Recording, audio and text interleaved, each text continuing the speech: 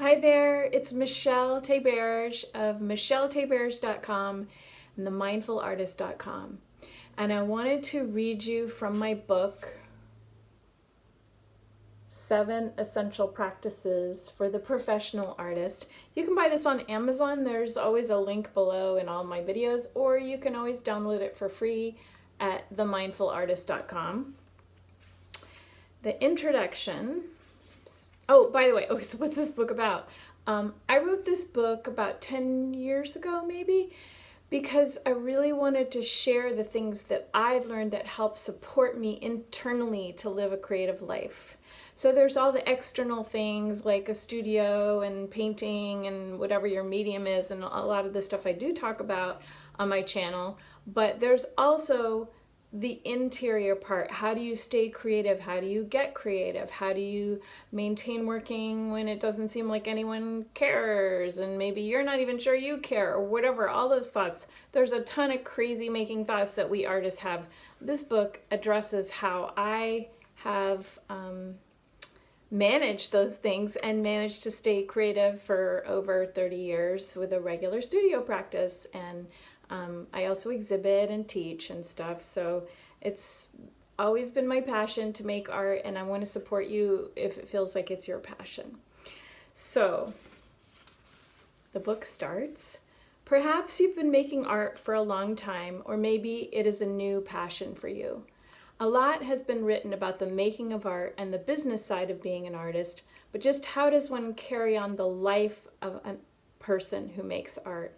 How does one maintain and nurture a creative practice for the long term, allowing it to grow and evolve over time? How does one balance the studio time with the time attending to marketing and business? I had my own challenges with these questions. In my early years as an artist, I was determined and enthusiastic, yet I suffered from debilitating self-doubts that impaired me both in the studio and on the business side of my art. Immediately after graduating from college in Boston, I moved out to California. I was thousands of miles away from my teachers and my colleagues, so I had no one to guide or mentor me as I began my life as an artist. I bumbled along, taking every class and reading every book I could find about being a professional artist. These courses and books offered similar advice, but did not offer any clue as how to develop the confidence, nor a clear strategy of how to follow through on that advice. I did submit my portfolio and enter shows here and there, and I had a random, inconsistent approach. There were galleries that were actually genuinely interested in my work, but I never followed up with them. During this same period, I was on a path of personal growth.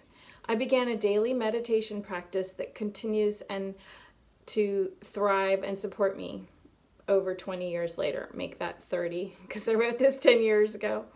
I delved into yoga, psychotherapy, and spiritual and philosophical teachings. These studies led to a solid foundation that has deeply influenced how I approach everything I do, including my studio practice and my career as an artist, and this channel, and wanting to help you and serve you. That's a side note. I learned to become more conscious and examine my thinking patterns. I was able to observe how my thoughts alone, and not solely my actions, were affecting my experiences. I had to come to terms with the humbling fact that I alone was responsible for holding back my own success. I couldn't hang my lack of professional success on what I had previously perceived as the problem: biased curators, unapproachable galleries, an art world full of elitism and favoritism. I had to let all that thinking go and focus purely on my own thoughts and subconscious beliefs. Over time, I began to understand how my self-doubts were inhibiting action, how my negative attitudes and resentful perceptions of the art world were affecting my reception there.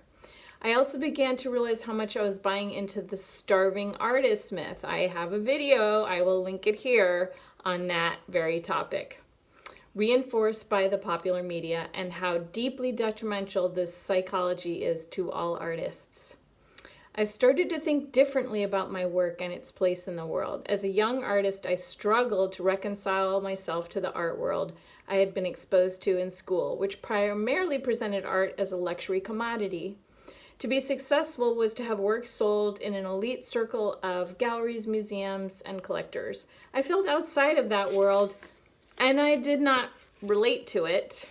I was at odds with myself because although I wanted to sell my work, I was afraid that by participating in that exchange, I was somehow perpetuating an economic disparity that deeply troubled me. At the time, I failed to see how art has a much greater cultural impact that extends far beyond its life as a commodity. I was entrenched in a polarized thinking, seeing the world as a dichotomy of rich and poor, powerful and powerless, and I, of course, perceived myself in the powerless and poor camp. Over time, I began to seriously examine my polarized thinking. I began to think less in black and white terms, good guys, bad guys, rich, poor. Much writing on art has to do with its external impact on the world. We live in a very materially focused world in which so many people are focused purely on the tangible, measurable outcomes of their work.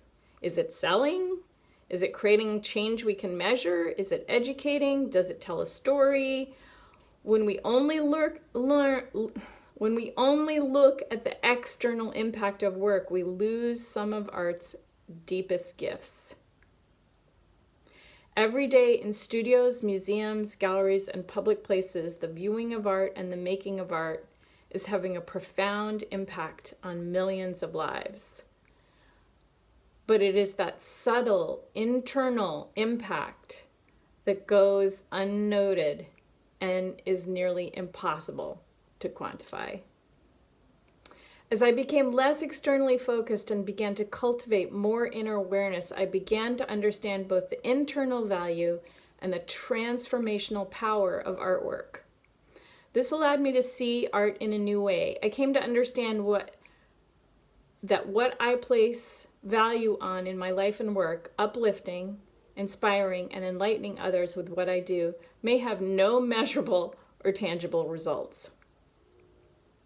I began to embrace the value of my work and cease to worry about those who weren't interested in it.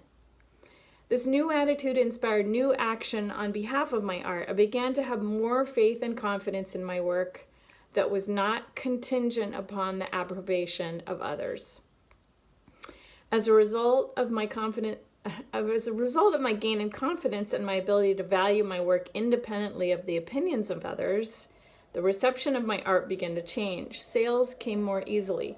Galleries started seeking me out rather than me pursuing them.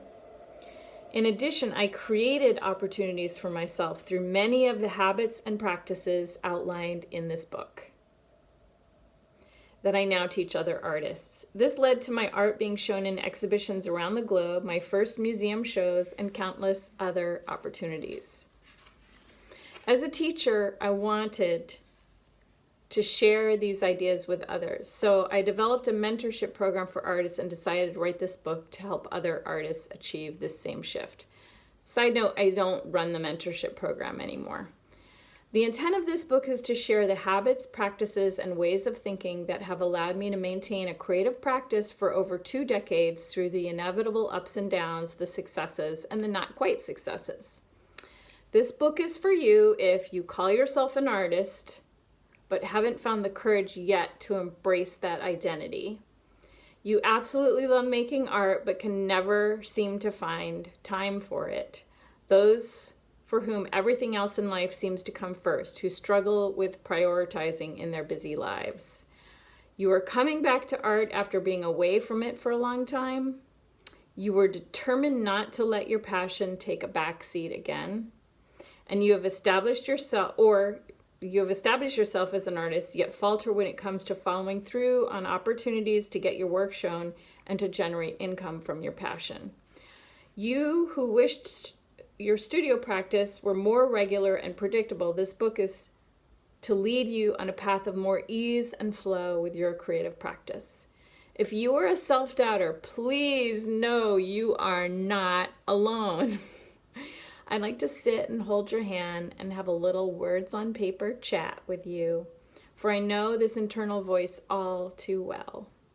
It may never leave you entirely, but my wish is that you never let it again stop you in your tracks.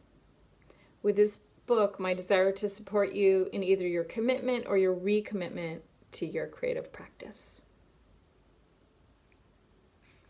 So I hope that helped you. I'm going to read more chapters of this book and post them here. And it really helps this channel a lot if you like these videos.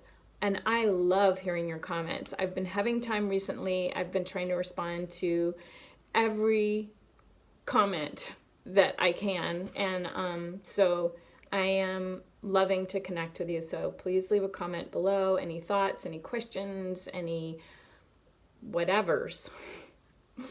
All right. Have a beautiful day and a creative week. See you next time.